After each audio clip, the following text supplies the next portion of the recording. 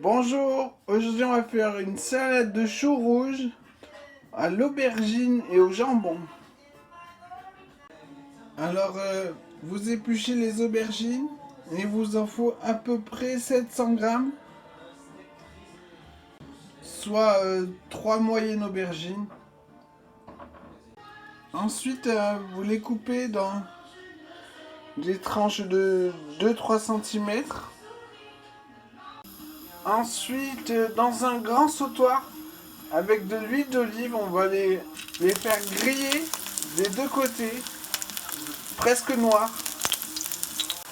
Avant de les retourner, rajoutez de l'huile d'olive dessus. Et avec une cuillère, mettez-en bien de partout pour que l'aubergine ait absorbé de l'huile de l'autre côté. Pendant ce temps, vous préparez chinois, casserole et cuillère à soupe. Voilà, presque noir, c'est ça.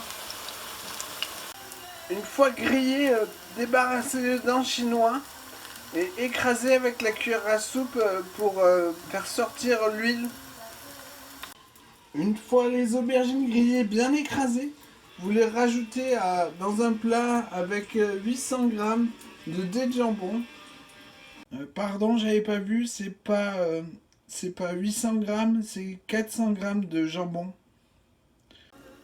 Une fois que les aubergines sont toutes grillées, vous mettez dans le chinois avec l'huile, toute l'huile de la casserole aussi.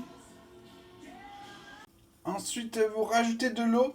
Avec une spatule, vous grattez jusqu'à ce qu'il n'y ait plus rien d'accroché. Puis vous jetez cette eau dans l'évier.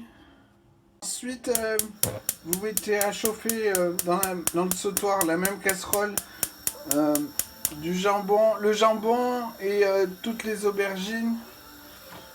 Faut pas que ça grille. Vous mettez pas d'huile non plus. Faut faire cuire entre 5 et 10 minutes. Ensuite, on va émincer à peu près 800 g de choux rouges. C'est important de faire cuire le jambon et les aubergines parce que durant la cuisson, les éléments échangent entre eux et à la fin, ça crée l'osmose. Je vous dirai le temps exact. Voilà, c'est bon. Ça a mis 8 minutes sur le plus gros des feux à fond. Là, on va le débarrasser dans un tupperware et le mettre dans un bac d'eau froide pour le refroidir. Une fois le chou émincé, on va le hacher grossièrement.